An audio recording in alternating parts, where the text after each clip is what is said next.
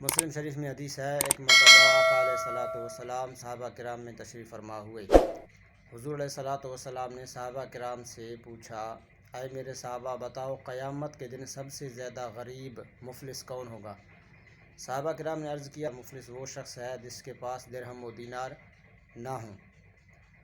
حضور علیہ الصلوۃ والسلام نے فرمایا، مفلس وہ شخص ہے جو نماز، روزہ، حج اور زکوٰۃ لے کر آیا ہو اور ساتھ میں اس نے کسی کو گالی دی ہو، کسی کا خون کیا ہو، کسی کا مال کھایا ہو اور کسی پر ناحق ظلم کیا ہو۔ تو مظلوم آئیں گے اللہ عز و جل کی بارگاہ میں ان سے حساب لینے کے لیے۔ اللہ عز و جل اس کے ان نیکیوں کو لے کر مظلوم کے نامہ اعمال میں ڈال دے گا۔